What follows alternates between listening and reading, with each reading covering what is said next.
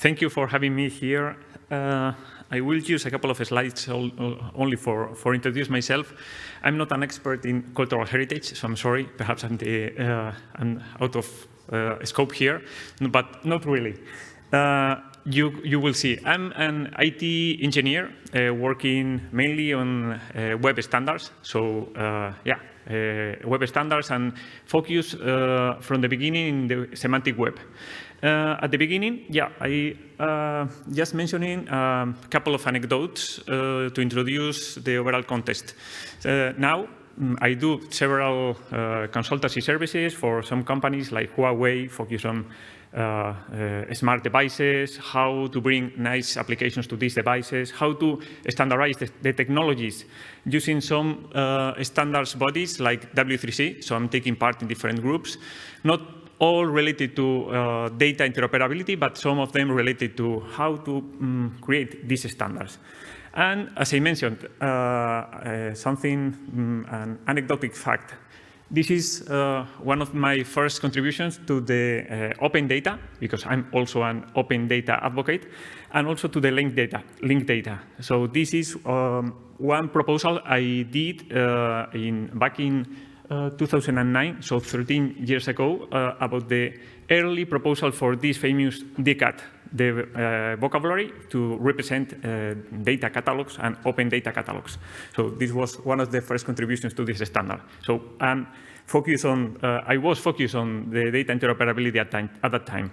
And preparing these slides, I had some good memories about this talk.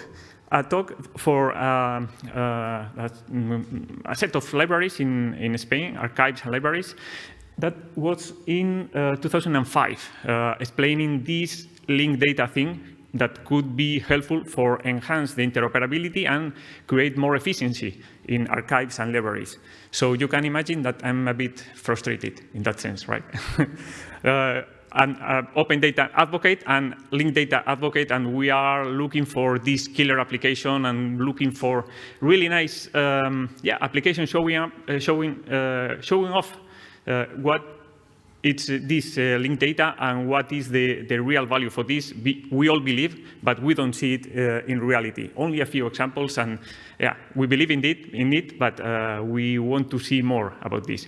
So this is why I'm here. I will present a personal project. I donated to the QuickUp initiative. This is an open source initiative to be transparent. And as Anne mentioned, I submitted this proposal just before, wanted to attend here to listen to your stories and the achievements and researches regarding this standards arena for this topic, because I really like cultural heritage, and I believe that this is a really good part for making the most of the linked data and semantic web and all these interoperability technologies to create a full ecosystem to enrich the cultural heritage things.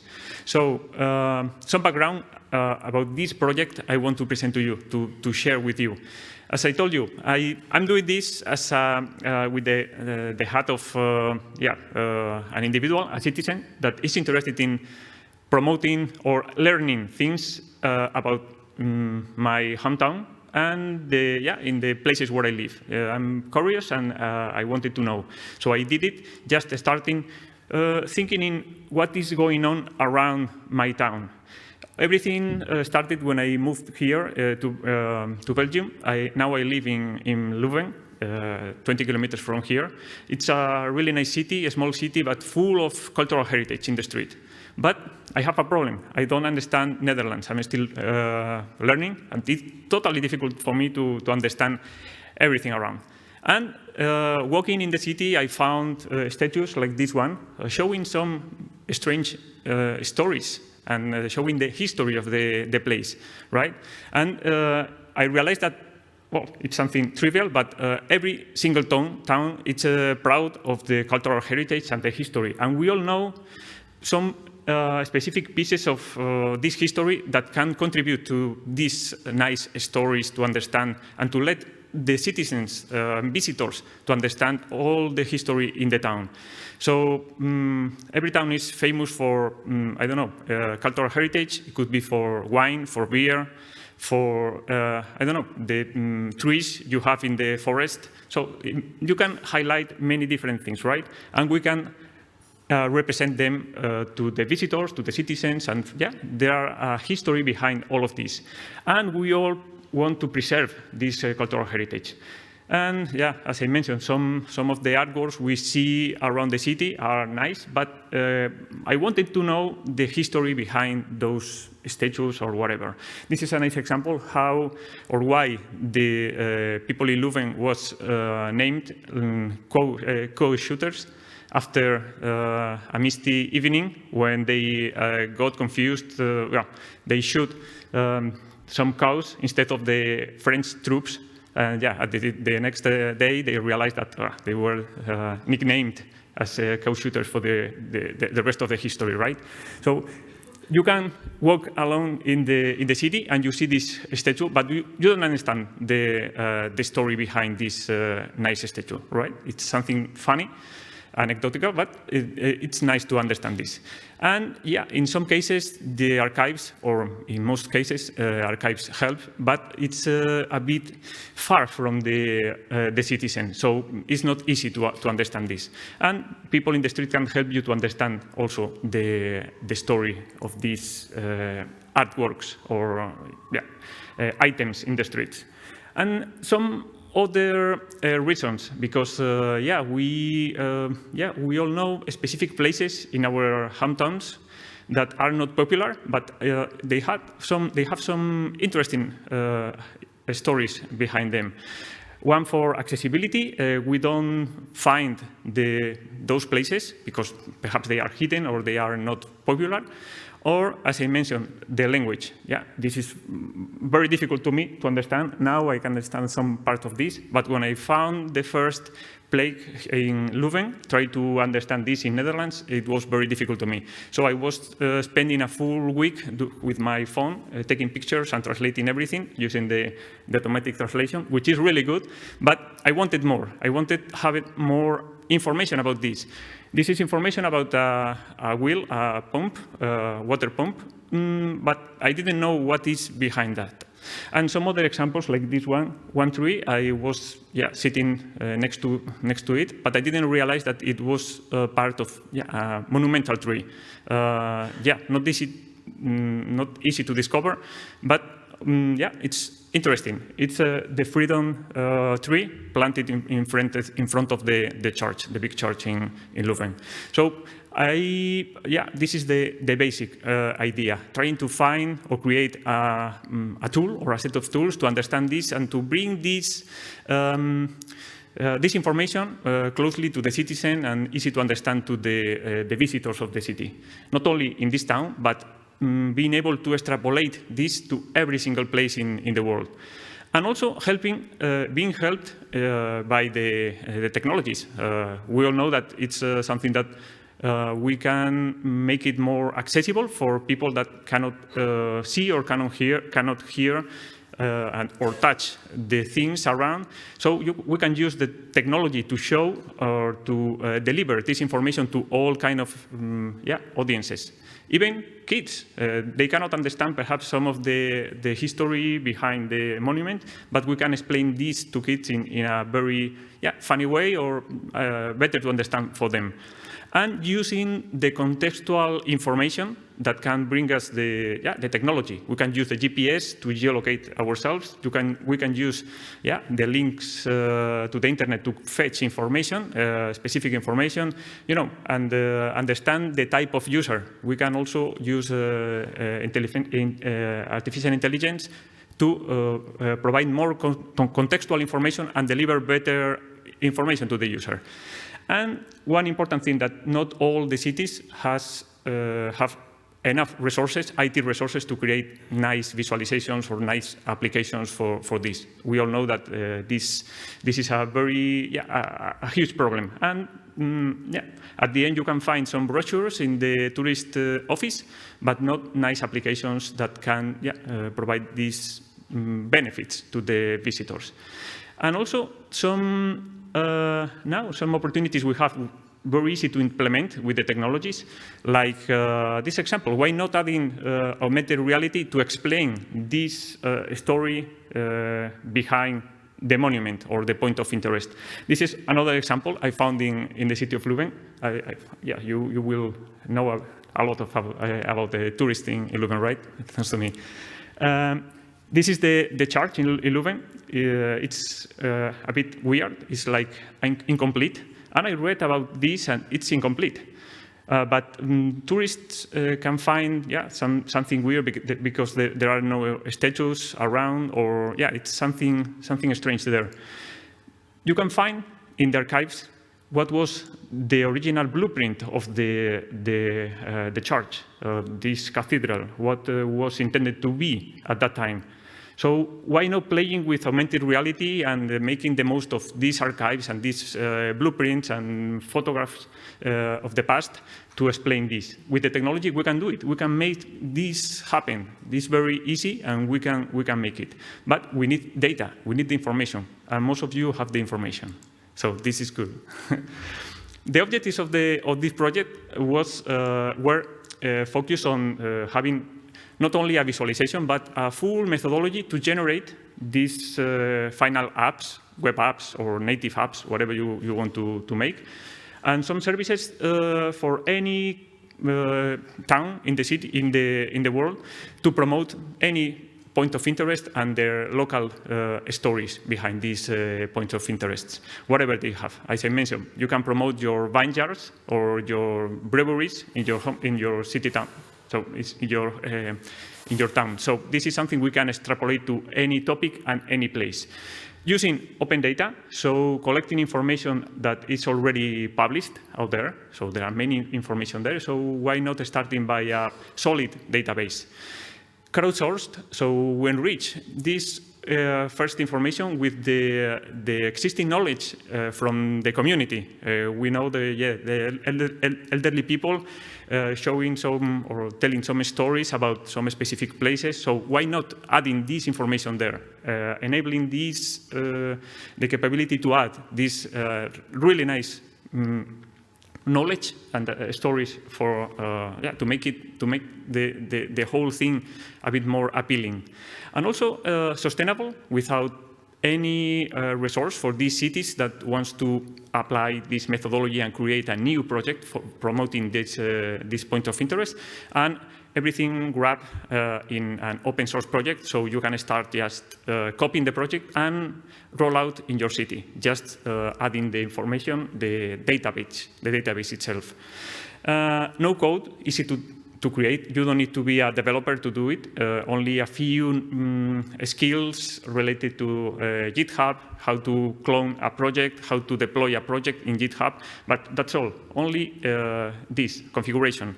No cost, as I mentioned, sustainable, only minor cost of maintenance, one person in charge of moderating all the process, and at the beginning, a small cost of creating this first release of the database. I've estimated that you only have to spend 1 day to create a full application based on this. And I can prove it because I did several examples. It took me 1 hour, 2 hours if I have the right data. So I will show you later the details.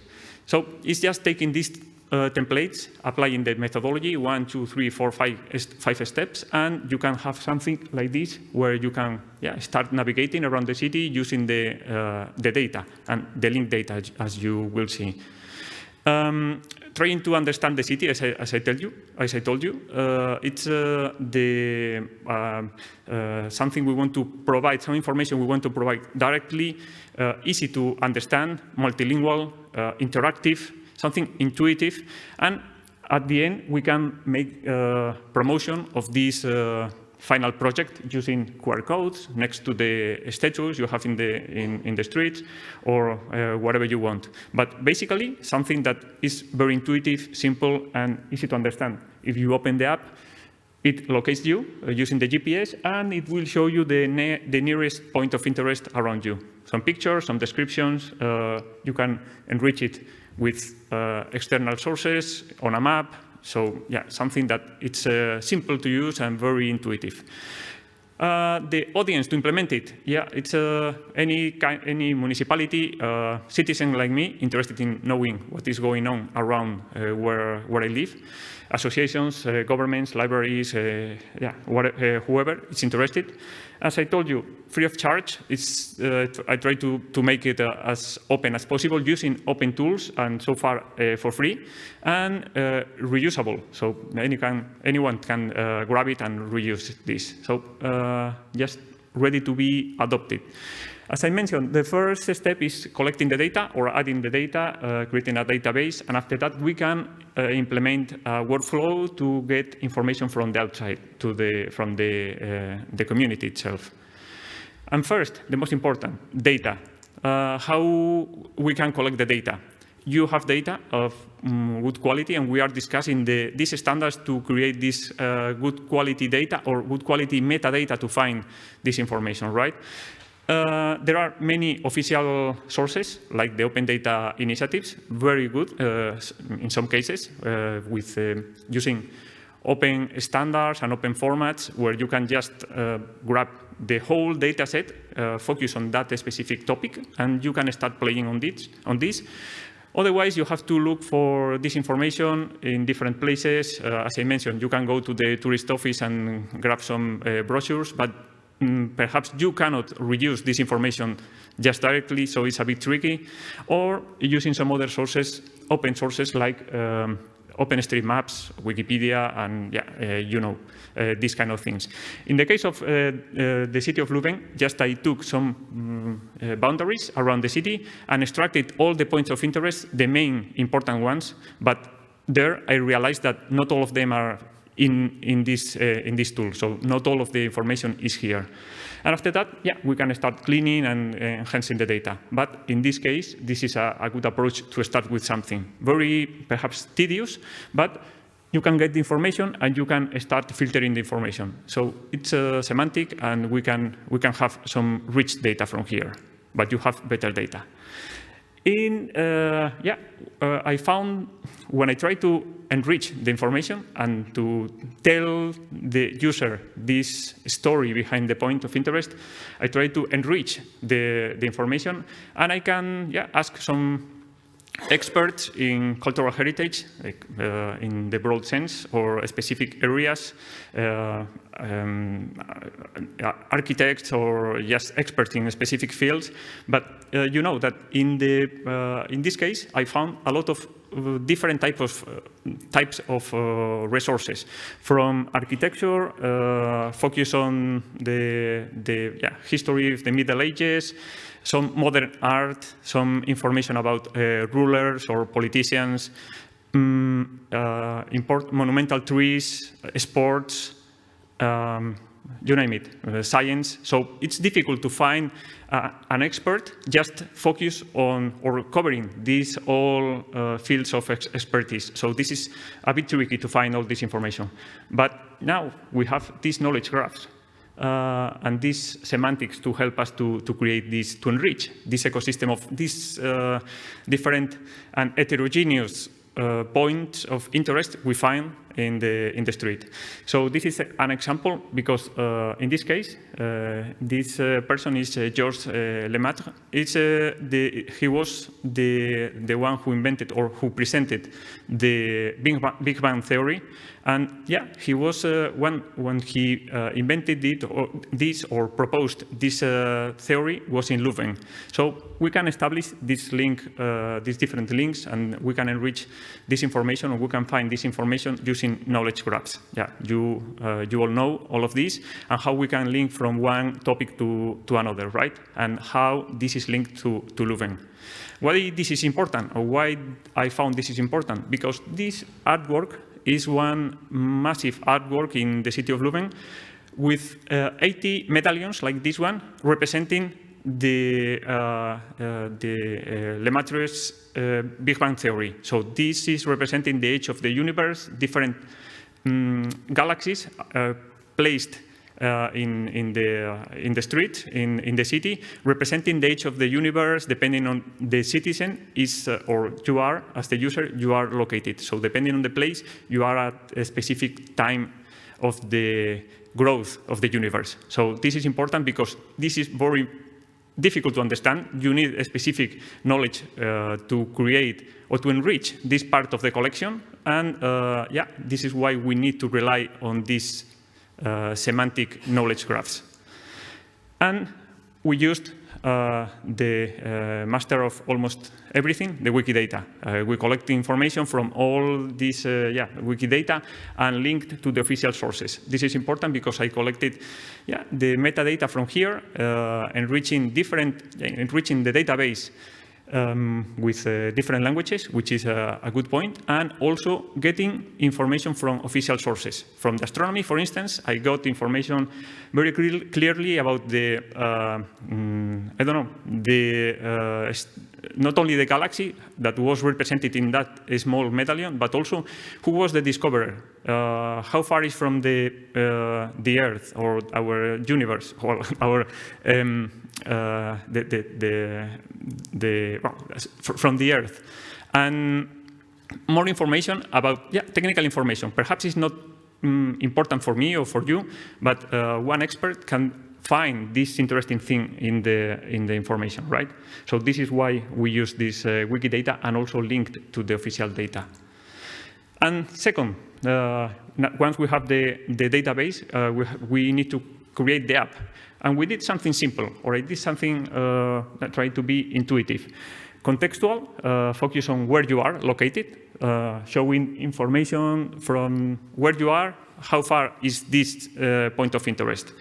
Crowdsourced, using images taken from anyone. You can submit your own, or you can take the official ones from the open source initiative, the Open Data Initiative. Also, adding more information extracted from the open data. This is the information I got from the Wikipedia. We got it in different languages, which is really good. It's part of the first of the objectives. And in some other point of interest, we collected information from other sources. So it's really cool. And yeah, useful because you can navigate in the city, you can find the next points around you, you can improve the content just clicking there, and you can submit your stories about this point or anything you want to share with the rest of the people. And also you can promote it. Yeah, some additional features we can create. But this is just one example of what we can create after applying this methodology, which is the most important. In this case, all the project is in a public repository in GitHub. So there are the templates for the code of the application and also the code of the template for the database. It's a generic database you can populate. Once we have you can clone the project. When you go to the GitHub repository, you can clone it, and you have the code of the application, the quick app in this case. It's a lightweight of native application for Android. And also you have the set of the structure of all the configuration of the application and the database. So a set of different folders where you can add your pictures, where you can add the database. You can configure the application. It's very simple. It's just changing colors, changing the name of the application, putting some pictures, just renaming things. So it's something simple. You can do it in 1 hour or less without any knowledge. And the most important thing is the repository, which is public. As I mentioned, you have the information publicly available. And we can use this repository currently in GitHub to expose the information to the public. So we can publish there the images, and we can reuse these images from the web, from the native applications, also the database. So we will use the open database that will be available for anyone to touch and to modify, to update, or to submit more pictures. And this information will be, or this database will be the one that will be used by the application. So you can maintain only the database, and the application will be updated at any time. And starting by collecting the information. We need to create this database and collect the first set of images and populating the database. We can do it externally with, as I mentioned, perhaps using an open source, open data initiative, collecting the data set, cleaning the data set. In this case, well, with an automatic script, we got the information. I got the information, created a CSV spreadsheet to have it more, more or less clean or easy to clean and curate the information. And after that, we need to apply the database template, which is already in the repository, creating a local version of the database, the first version created by an expert, the local expert, or someone like me, trusting on the Wikipedia source. So this is something that we need to do. And putting or creating the first set of images, unless we have them in the initial data set. So now once we have this, there is a conversion tool to create a JSON file format to make it more easy to operate with the rest of the applications on top.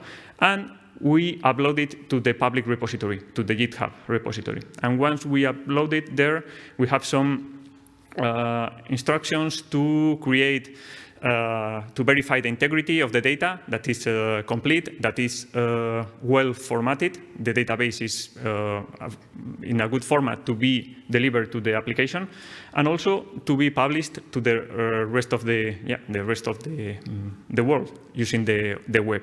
So this is the full methodology at a glance, and so far you can see that we are using public tools like GitHub. We can use this GitHub in order to publish as well the information, and the Quick App doesn't need to be hosted in any server, so you can deliver it wherever you want. You can put it in the marketplace, so you can start using your own project just in, as I mentioned, in a couple of hours. It depends on the first collection of the data. And I will show you step by step how we can do it, and you will believe me. It's something we can do it in reality in 15 minutes. I did it. I applied this methodology and these tools to a familiar case here in Brussels. You know, Belgium is famous for their cartoon strips authors. So in Brussels, there are several wall paintings around the city where you can find the most iconic characters and representing these famous authors for comics strips or comic books. So you can discover these paintings around the city, and there are many places where you can find this information for sure. There are some applications you can get it, and there is an official project, open data project, really cool because they give you all the information, good information. But I missed some part, which is enriching this information about the character, because you can find, you can see the name and you can see the name of the character and the name of the author, but you don't understand more about the authors or the characters. So I wanted to dig into the history of this. So something simple, easy to test, and easy to show you how to do it, right? In the context, we had the methodology ready to be used, just applying what I showed before, and relying on the Brussels Open Data Initiative, which is really cool. So starting by cloning the project, as I mentioned, how we can do it. Just clicking on the button, it's using this template, and we can create a similar project, so a clone of the project. Here we have the database, as I told you. We have a database that will be open to anyone. As I mentioned, we can use GitHub to publish the information to the outside, to be reusable from other sources. So we will have access to the pictures and the database from the web. And also, we will validate the subsequent additional changes in the database. So there is a way to make it automatic, this checking, so we can be sure that the database is it's good, and we have the integrity of the database along the whole process. And something interesting is this data.json. It's available accessible from the web, and anyone can see, can touch it, and can improve it. Also, the repository has the information about the code about the Quick App. These final applications I told you, we can create some others, but in this stage, we only created this, and contains the code just ready to be compiled and ready to be used. Only a few minor customization in terms of the colors or the icons. The database, which is the most important part in here, because we already have the data, the application, and the templates. So we need to collect this to create the database. I think it's the most important part. We have the database from the dataset, the official dataset provided by the Open Data Initiative from Brussels. We got it in CSV, which is really cool. So yeah, only good format, standard format. So it's good to start with this. We can load it in our text editor, or we can use something like this. I know some of you, are aware of this nice tool. It's called OpenRefine. Open tool that helps you to refine the data in a very powerful way. So it's amazing. So we will refine the data. We collect them. We have the spreadsheet, and we load it here. And we need to adapt it to our templates. So we have some scripts. We have some transformation templates we can apply. So we start just looking for this high-quality data, how we can enrich this data. At the beginning, we had 64 points of interest, some coordinates with the image, the link of the image. 3 of them hadn't a picture, which is a pity, so we need to have a replacement for that. But all of them had coordinates. So we had the geolocation, we had the name of the painting wall, and the authors. We need to clean the data. For instance, the coordinates, we had the coordinates all together in one field, so we needed to split in 2, in latitude and longitude. This is just one example. And some other cleansing, like splitting the authors in 2 or 3 more, just to extract the information. Because at the beginning, we had them all together. You can see there Coleman and Desper. So we needed to split them. So with this tool, we can do it, or I did it very, very easily. So we have the original dataset properly formatted, just in 5 minutes. It's really cool. We can have a look. It's only 65 points of interest, so we can change some editorial things or typos we can find there. And now we start with the problem. OK, I have the point of interest, the name, the author, the original information, but who is, in this case, Billy the cat, the one in the character in the painting? Or who was Coleman or Desper, the authors? So we needed to look for the semantic of this, looking for the author, looking for the character itself. And what we did was extracting information from the Wikidata, but we can use any any endpoint that we can configure here, extracting in a human and reasonable way, instead of being immersed in the Sparkle queries and so on. So using this, we can reconcile this data, extracting information from the semantic information from the Wikidata, and after that, we have a richer data set here. We did this on top of the character, and we found many coincidences, and we found information about the real entity that represents the name of, in this case, Billy the cat, and also about the authors. And using this tool, we can reconcile by a specific type to be more accurate. So we had, or I had, a lot of perfect matches, just enriching in a couple of seconds the data set we had. So now we have information about these characters, and also we can do it with the, I did it with the authors.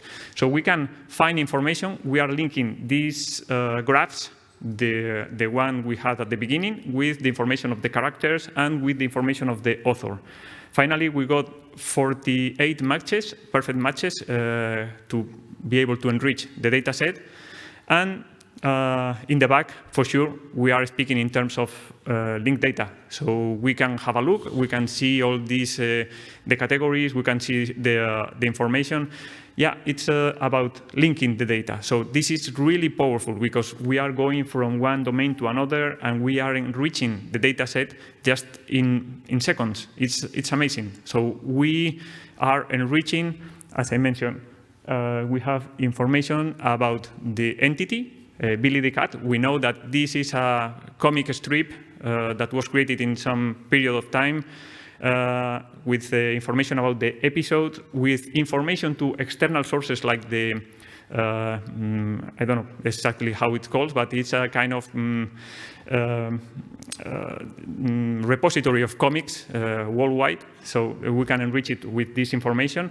We found more images from different sources, also with the proper reusable license for encouraging the reusability, and some other information like accessing to the Freebase ID, and some external sources. So you see the powerful tool and the result, and how we can include this into the main database.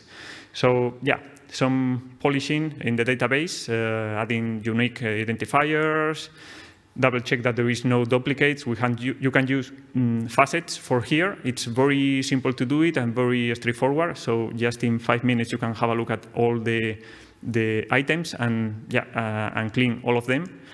And now the data is ready to be exported. So we have now the dataset enriched with authors, information about authors, the period of time when this was famous or published, information about the character, and many other information you can imagine. It's very powerful. And it was perhaps just 1 hour to do this. And now we can apply one template to export this database in a JSON format. Well, we choose this JSON format just to simplify and to make it more easy to load in the application, but we can use it. We can use any other format. But just applying the template, we have this data JSON, and this is just for you to know the details of one point of interest. That it's something like this. Just identifier, name, description, latitude, longitude, images, and here you can see in the images. The first one is from the open data, the one included there. And the second one is one we can take and put into the repository. So you can see here the official source, let's say the official, and the one that the citizens can provide. And many of the images you can add there. Some URLs, the type in case you need to have different types, different elements, not only comic books in this case, or representing comic books, and some others like the ID for the Wikimedia, the Freebase, and some other we can enrich. You can also play with the data and creating better application on top of this, and enriching also this metadata, creating other fields in case you need them to represent it somehow. And the result is something like this. As the third step is just customizing the app. You have the source code of the quick app, very easy to change. You only have to open in your editor, change the name in a couple of places, the manifest, which is the metadata about the app. You only need to change the name or leave it the one by default. If you want to rewrite the logo, you only have to put a new image there to be able to make it more appealing and focus, or at least oriented, addressing the main topic of the application. And you can customize the app with your texts, descriptions, adding some authors, attributions, whatever you want in these fields. Something interesting and very important is the first part, which is the public URL to the repository we created at the beginning in GitHub. This is important because this is the, let's say, the source of the information, and this link will be checked every time the application is open to fetch the latest version of the database. So we can have this as a first version, but once we update the information in GitHub, or anyone can update it, you don't need to touch the application, and it will be updated just or synchronized once you do the changes in the repository. So you see, very, very easy. This is the database we created in OpenRefine, the one I told you. So it's just pasting there the points of interest. And we only need to update the database and publish this in the repository, in the GitHub repository. So yeah, it's something that we can do. We can increase the version. We can touch everything there, and without maintaining or keeping, without updating the application of the user. And as I told you, the first time the application is opened, it will request information to the GitHub repository to understand if the application has the latest version of the database. Otherwise, it will fetch the latest version of the database, so it will be constantly updated, and we don't need to update the application at any time. And also, the map and the images and the rest of the information will be fetched from the web. So no maintenance from the part of the Quick App, or in this case, the application. We only need to maintain the database in GitHub. And if we want to configure the app, we can start, if you have a developer around, can touch anything they want, adding more features, creating, if you want to add, for instance, an icon to include in your favorites, to just add in a new tab there to add your favorites there. You can create it, you can implement it. You can enrich also the data you collect in the database and create more options here. But yeah, you do whatever you want, and also localize this information to any language. And just running the app, just compile and generate the package. And following these steps, I did this. This is what we got. A full list of wall paintings in the city of Brussels, where you can see them in a map. You can locate yourself just using your location, your position, and you can see in the top of the in the details of every point of interest that it shows you the distance from where you are to the point. So this is something we can do, and in reality you can see it.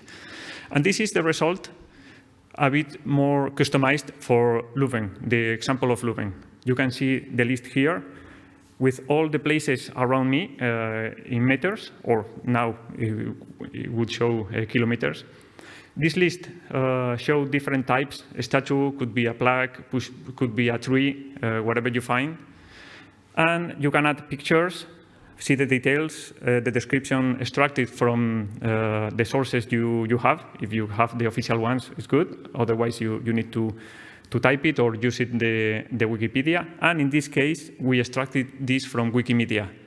You can see the point of on the map and locate it, your point, to locate yourself and to understand how to find this point of interest. If you have something something like this Petal Maps or Google Maps or something similar, you can navigate to the point. You can go use the directions to the point. And you can continue just using the capabilities of the device. In this case, it's just a simple application. But you see, you can share the place just to share it in Twitter or sending by email about the facts you are watching there, in this case, a statue. And as I told you, if you want to implement something like add to my favorites, you can add a simple button and collecting information in the application and add these favorite marks in the application. So this is something simple. If you have a small knowledge, some skills for developing, you can enhance the application. Otherwise, you just need to copy and paste and start cloning this project to have something like this. It's straightforward. It's just a matter of collecting the data. And if you have the data and you put the data there with the types and put some, changing some names and colors, you can have something like this. Adding your own information, I state here that this is a personal application because I did it by myself. The pictures are taken by me, so everything is open source, reusable. But in this case, and we can do any other use for this, as I told you. What about astronomy? The example of astronomy.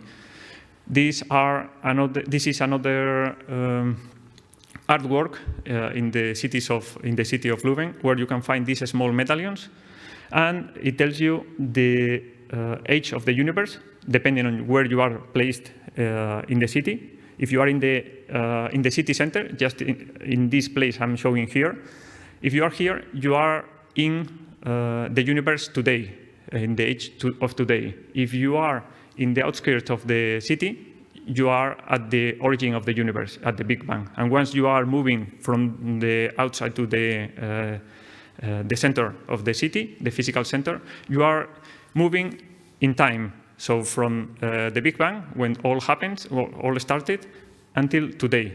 And you can go around all these galaxies with information, really good information about these galaxies, representing the information that is present in the medallions. Because in the medallion, you only see the name, the title. But now you have information about the